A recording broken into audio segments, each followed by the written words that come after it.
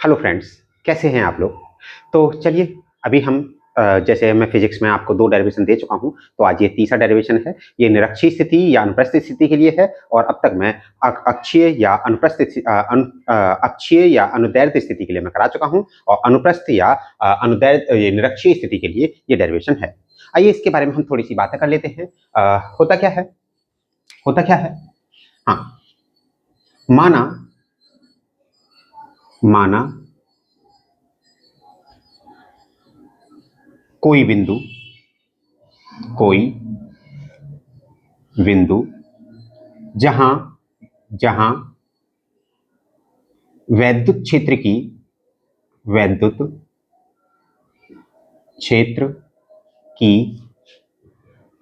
तीव्रता की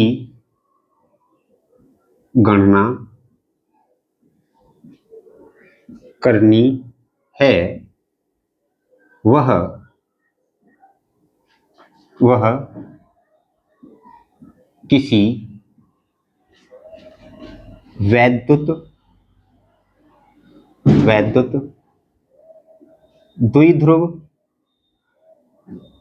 वैद्युत द्विध्रुव के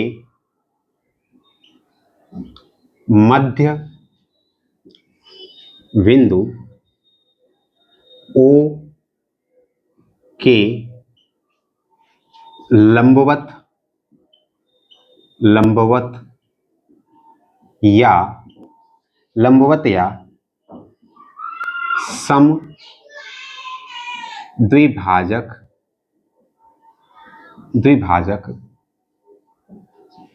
होता है तो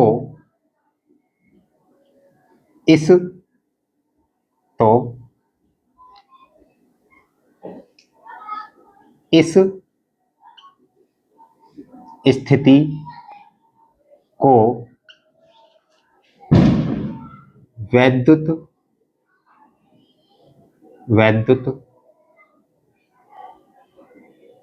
द्विध्रुव के सापेक्ष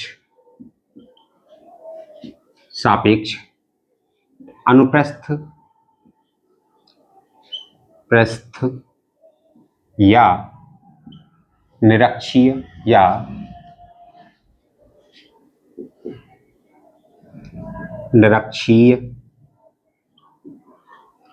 स्थिति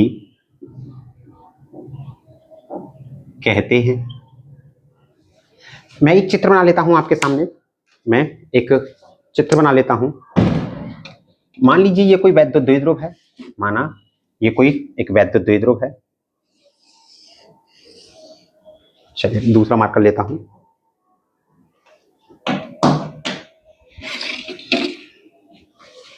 मैं दूसरा मार्कर लेता हूं।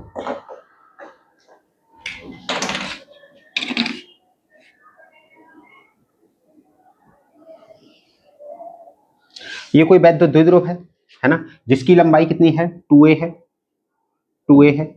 इसका मध्य बिंदु कितना है, ये O है। मध्य बिंदु O है। इसके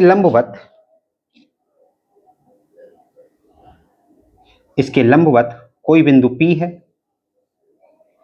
इसके लंबवत R दूरी पर, ये दूरी कितनी है, R है। R दूरी पर कोई बिंदु P है। मैंने लिखा भी है, माना कोई बिंदु जहां वैद्युत क्षेत्र की तीव्रता की गणना करनी है, वह किसी वैद्युत द्विध्रुव के मध्य बिंदु O के लंबवत या समद्विभाजक होता है। तो इस बिंदु P पर वैद्युत क्षेत्र की तीव्रता की गणना करनी है, तो इनको मिला दे रहा हूं मैं। इसको इससे मिला दे रहा हूं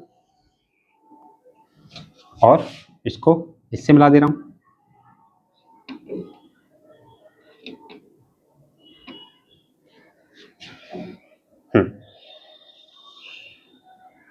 देखिए ये मैंने मिला दिया। ये -q आवेश है, ये -q आवेश है और ये +q आवेश है। आप जानते हैं +q आवेश के कारण वैद्युत क्षेत्र की तीव्रता दूर की ओर होती है, इसे मैंने E1 कह दिया, E1। और -q आवेश के कारण वैद्युत क्षेत्र की तीव्रता अंदर की ओर होती है, तो मैंने इसे E2 कह दिया। परिणामी तीव्रता E है, इस बिंदु पर परिणामी तीव्रता कितनी है? आप कहेंगे ई है। ये रही परिणामी तीव्रता, आइए ई है।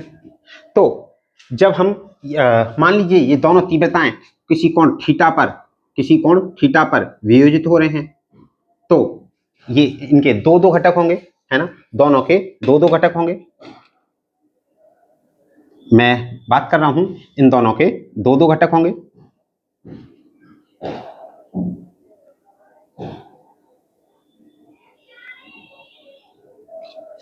ये बिंदु P है, मैं इसको मिटा करके सही तरह लिख देता हूं, थोड़ा दूर, है ना, इसको मिला देता हूं। ये इसके दो घटक होंगे और ये बिंदु है P। ये हो जाएगा E1, ये लंबवत घटक है ना, ये लंबवत घटक है, तो E1 साइन थीटा, और ये हो जाएगा, ये वाला हो जाएगा E1 कॉस थीटा। इसकी बात करते हैं तो ये वाला हो जाएगा E2 कॉस थीटा। बेटा थीटा की ओर कॉस होता है और थीटा के दूसरी ओर हमेशा साइन होता है। थीटा के लंबवत कौन सा होता है? साइन। थीटा के सामने वाला क्या हो जाता है? साइन हो जाता है। तो ये वाला कौन सा हो जाएगा? ये हो जाएगा E2 साइन थीटा। हमने जो भी चित्र, या दूरी ये ए है, ये भी दूरी ए है। अगर मैं यहाँ पे पाइथागोरस प्रमेय लगाऊंगा तो इसको नाम दे देता हूं, इसको ए बिंदु दे देता हूं और ये बी बिंदु दे देता हूं। आपकी मर्जी है, ए और बी आपस में इंटरचेंज कर लेते हैं, उससे कोई फर्क नहीं पड़ेगा, उससे कोई भी फर्क नहीं पड़ेगा। क्या यहां तक बात समझ में आई? ठीक है, आगे बात कर लेते हैं। अब लिख लेते हैं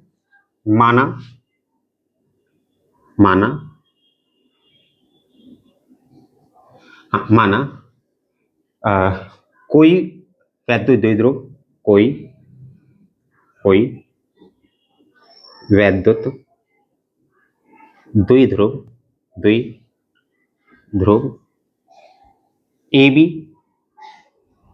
है, जिसे ऐसे माध्यम के सापेक्ष रखा गया है, ऐसे माध्यम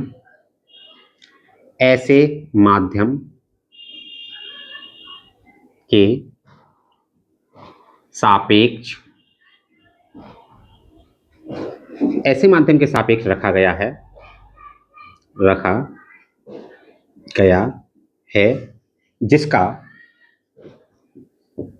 जिसका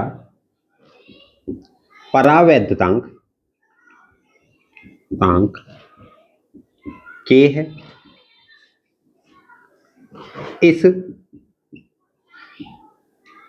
वैद्युत द्विध्रुव की लंबाई 2a है।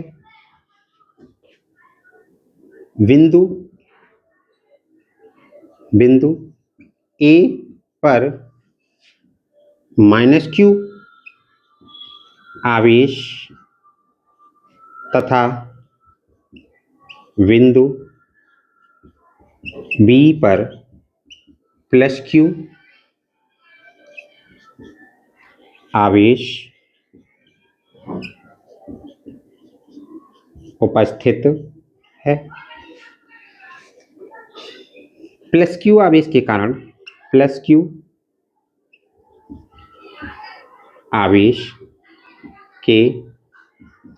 कारण वैद्युत क्षेत्र की तीव्रता सदैव, ठीक है, सदैव, और ये लिख सकते हैं दूर की ओर होती है तथा -q आवेश के कारण वैद्युत क्षेत्र की तीव्रता अंदर की ओर होती है, अंदर की ओर होती है। यहां तक बात कर ली है ना, तो अंदर की ओर होती है। अतः अतः अतः इन दोनों आवेशों के कारण बिंदु P पर वैद्युत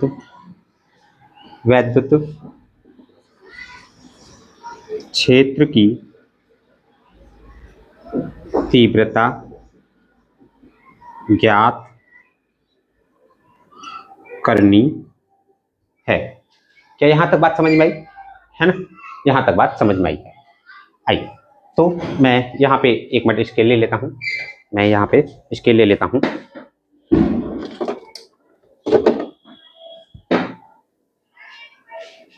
चलिए, तो चलिए यहाँ पे ठीक है, आगे बात करते हैं। हाँ, तो मैंने यहाँ पे प्लस क्यू आवेश के कारण, प्लस क्यू आवेश के कारण वैद्युत क्षेत्र की तीव्रता, प्लस क्यू आवेश के कारण वैद्युत क्षेत्र की तीव्रता क्या हो जाएगी? E1 बराबर k q upon r square. R square कितना हो जाएगा? प्लस क्यू आवेश तो ये है, तो आर स्क्वायर मतलब ये दूरी ये वाली हो जाएगी पीबी, पी का होल स्क्वायर। ये दूरी आर है, ये ए है, तो ये कितना हो जाएगी? ये आर है, ये ए है और ये 90 डिग्री है। पाइथागोरस प्रमेय लगा दूंगा क्या? और चलिए अभी लगाते हैं। इसी प्रकार निकालेंगे माइनस क्यू, इसी प्रकार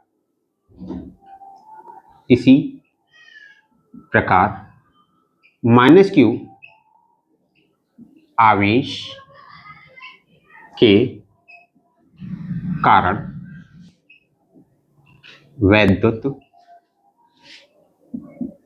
क्षेत्र की तीव्रता, इसकी भी बात कर लेते हैं। माइनस क्यू आवेश के कारण वैद्युत क्षेत्र की तीव्रता ये हो जाएगी, माइनस क्यू आवेश तो ये है और माइनस क्यू आवेश के कारण कितनी है? E2 है। आप कहेंगे E2 बराबर k q upon P A या ए पी का होल स्क्वायर। यहां तक बात समझ में आई क्या? चलिए, चूंकि त्रिभुज PAO तथा त्रिभुज PBO है ना, समरूप है,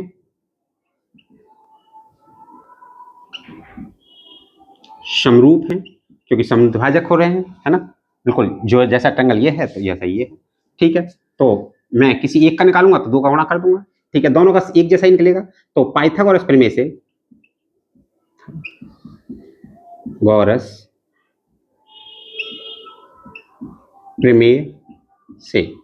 पाइथागोरस प्रमेय से बात करूंगा तो त्रिभुज पाइथागोरस प्रमेय से मैं बात कर रहा हूं AO का होल नीचे लिख लेता हूं, OA का होल स्क्वायर प्लस OP का होल स्क्वायर बराबर हो जाएगा AP का होल स्क्वायर।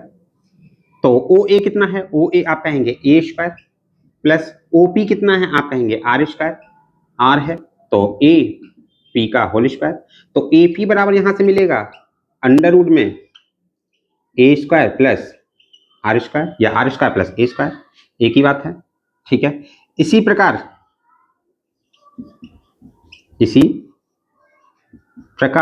क्योंकि दोनों त्रिभुज समान है तो BP बराबर भी यही मिलेगा अंडर रूट में A square plus R square. क्या यहां तक बात समझ में आई क्या? यहां तक बात समझ में आई क्या? जल्दी से एक बार स्क्रीनशॉट ले लीजिए, फिर मैं आगे कराता हूं। जल्दी से एक बार स्क्रीनशॉट ले लीजिए, फिर मैं आगे कराता हूं।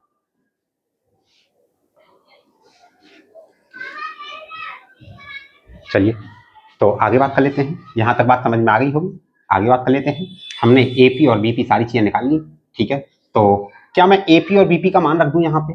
चलिए, E1 बराबर मिलेगा, E1 बराबर मिलेगा, क्या मिलेगा? के क्यू अपॉन बीपी का मान भी इतना ही है और एपी का मान भी इतना ही है। कितना है? ए स्क्वायर प्लस आर स्क्वायर, इस पे चढ़ा हुआ है अंडर रूट, और इसका कर देंगे होल स्क्वायर। और इसी प्रकार E2 का मान मिलेगा, E2 का मान मिलेगा के क्यू अपॉन अंडर रूट में ए स्क्वायर प्लस आर स्क्वायर और इसका होल स्क्वायर। मैंने ये E2 और E1 का मान निकाल लिया, क्योंकि PA और PB का मान मैं निकाल चुका हूं, मैंने वहां रख दिया। तो ये मिल जाएगा मुझे, इसकी बात करेंगे तो ये मिल जाएगा मुझे k q upon a square plus r square. ऐसे ये मिल जाएगा k q upon a square plus r square. अब हमने जो चित्र बनाया था उसमें क्या हो रहा था? दो घटक मिल रहे थे। एक तो E1 का मिल रहा था, ये E1 था, और ये E2 था। ये वाला E1 था, ये E2 था, और यहाँ पे ये परिणामी तीव्रता थी E। तो इसके ये कोण थीटा था, ये भी कोण थीटा था। तो इसके दो घटक मिल रहे थे। एक तो ये मिल रहे थे, ये मिल रहा था E1 साइन थीटा, और ये मिल रहा था E2 साइन थीटा। ये लंबवत घटक मिल रहे थे, और ये वाले पास वाले घटक मिल रहे थे E1 कॉस थीटा, और ये इधर से मिल रहा था E2 कॉस थीटा। हमेशा याद रखिएगा, अगर ये कोई कोण है, ये परिणामी है R है, तो अगर ये कोण ये वाला है, या एक और चित्र बनाता हूं मैं, अगर कोण ये वाला है तो जिधर कोण होगा उधर कॉस होगा, जिधर कोण नहीं होगा उधर साइन होगा। अगर ये परिणामी R है तो ये हो जाएगा R cos theta, R cos theta, और ये हो जाएगा R sin थीटा। इस केस में क्या होगा? ये हो जाएगा R cos थीटा, और ये हो जाएगा R sin थीटा। मुझे उम्मीद है ये बात समझ में आई होगी। हमेशा दो घटकों में हमेशा वियोजित होता है, हमेशा दो घटकों में ये वियोजित होता है, हमेशा, चाहे कभी भी। अगर कोई कोण थीटा है तो दो ही घटकों में वियोजित होगा। चलिए, तो आप देख सकते हैं, चूंकि मैं यहां पे दूसरा मार्कर लेता हूं, चूंकि विद्युत क्षेत्र की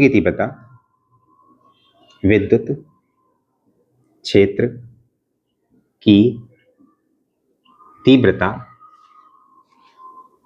दो घटकों, तीव्रताएं दोनों, ये E1 और E2 की बात कर रहे हैं, तीव्रताएं दो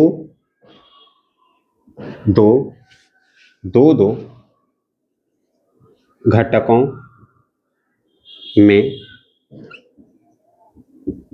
वियोजित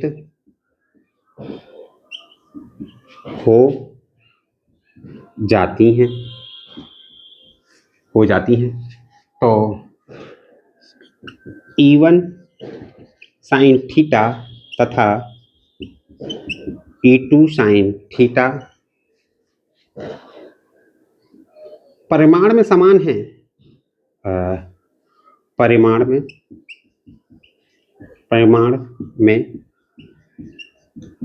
समान है, लेकिन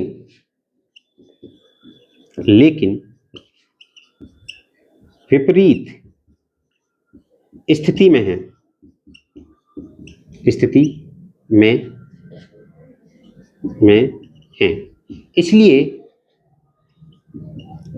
इसलिए ये दोनों घटक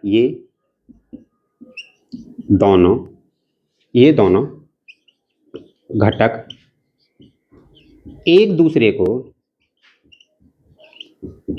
निरस्त कर देंगे,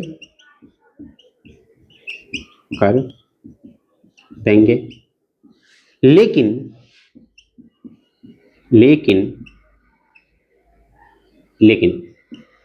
E1 cos थीटा तथा E2 cos थीटा समान दिशा में हैं, समान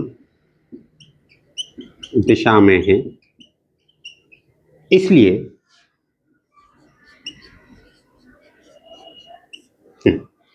E1 cos थीटा तथा E2 cos थीटा समान दिशा में हैं, समान दिशा में हैं, इसलिए ये दोनों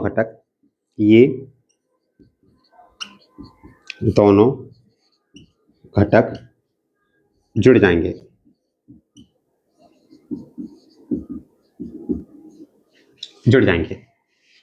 तो अतः परिणामी तीव्रता,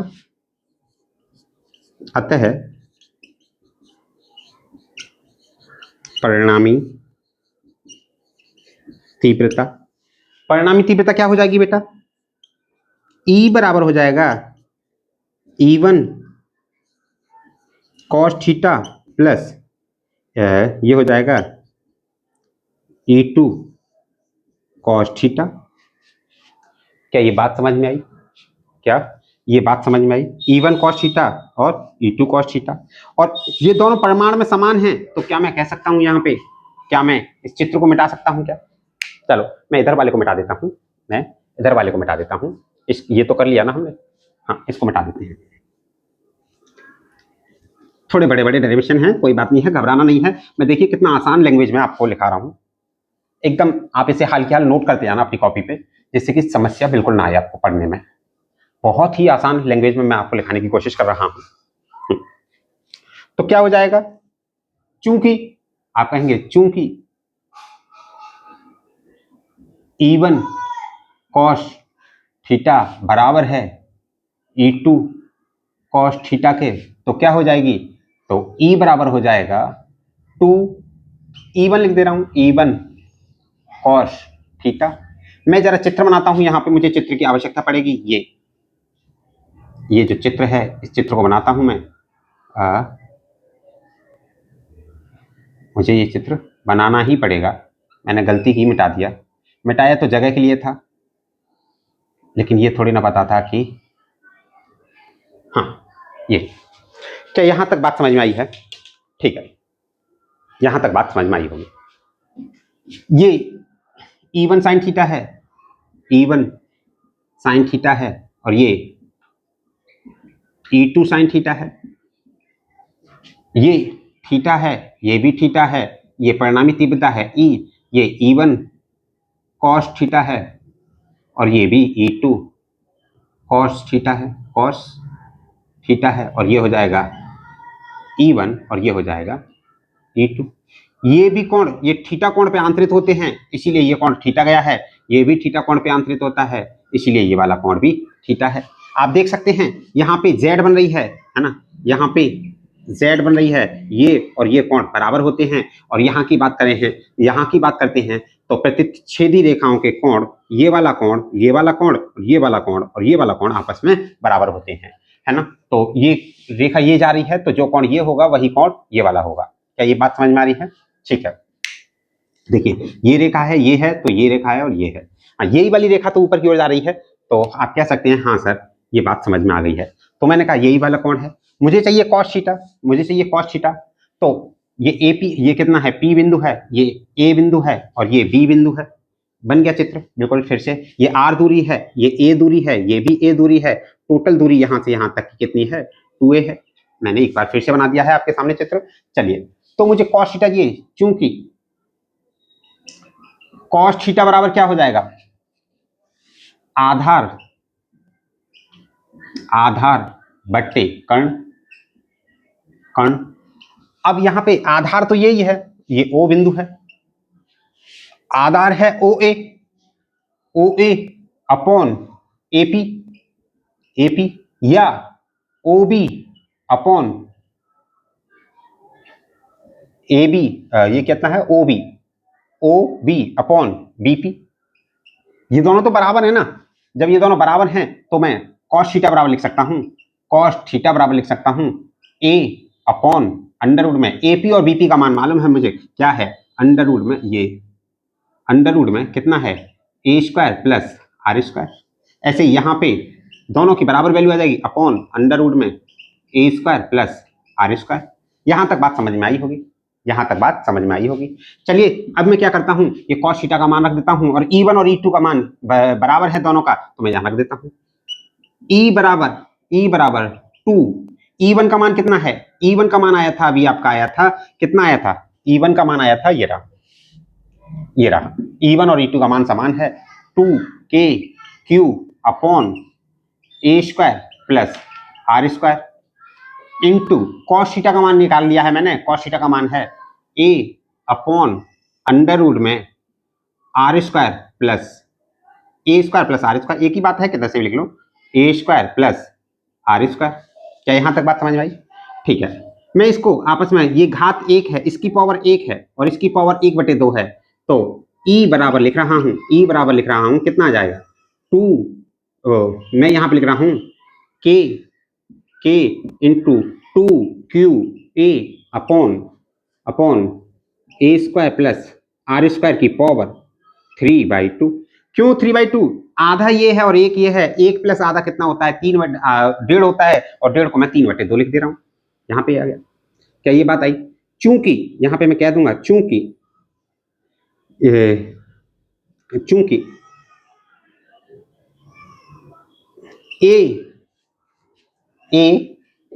बहुत बहुत बहुत बहुत बहुत छोटा है, किससे, r से, ये दूरी बहुत ज्यादा है और ये जो द्विध्रुव की लंबाई है ये बहुत कम है, तो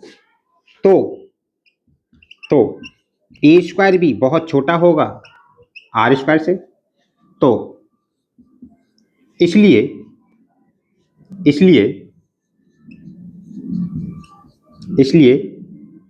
a स्क्वायर को नगण्य मानने पर, a स्क्वायर को नगण्य मानने पर, जब a स्क्वायर को नगण्य मानेंगे तो क्या आएगा, e बराबर आएगा k into 2qa upon r square into r square की पावर 3/2। और आप देख सकते हैं इस 2 से ये 2 चला जाएगा, तो इस 2 से ये 2 चला जाएगा, मैं इधर करने की कोशिश कर रहा हूँ, उसे मैं इधर करने की कोशिश कर रहा हूँ, यहाँ तक बात समझ में आई होगी, मैं इसे कर रहा हूँ यहाँ पे। आप साथ ही साथ नोट करते जाना, आप इसे नोट करते जाना।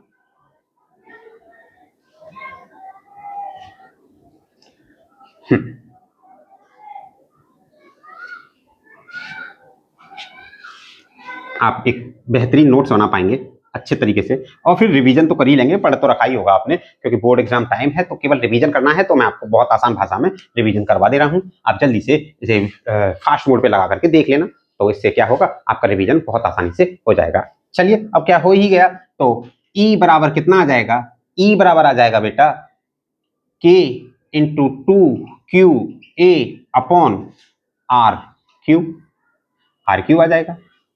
चूंकि P वैद्युत द्विध्रुव P बराबर होता है 2qa, तो क्या मैं यहां पर रख दूंगा, E बराबर आ जाएगा kp अपॉन r3।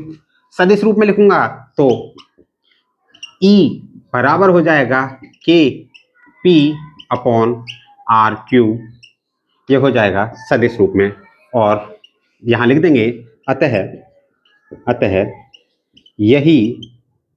यही अनुप्रस्थ वैद्युत द्विध्रुव की, यहां पे लिखेंगे इसे वैद्युत द्विध्रुव के कारण अनुप्रस्थ या निरक्षीय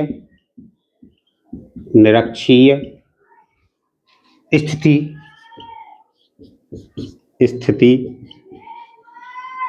में वैद्युत क्षेत्र की तीव्रता का व्यंजक है। ठीक है गाइस, मुझे उम्मीद है ये आपको समझ में आया होगा। चलिए मैं अगला डेरिवेशन, मैं एक दिन में दो तीन डेरिवेशन डेली दे दिया करूंगा, तो एक बार में एक वीडियो में केवल एक ही डेरिवेशन कराऊंगा, क्योंकि बड़े बड़े डेरिवेशन है तो टाइम तो लगेगा। आप इनको साथ के साथ नोट करते जाना, बाकी का देखते हैं क्या होता है। चलिए आज के लिए इतना ही, बाकी बातें कल करेंगे। ठीक है।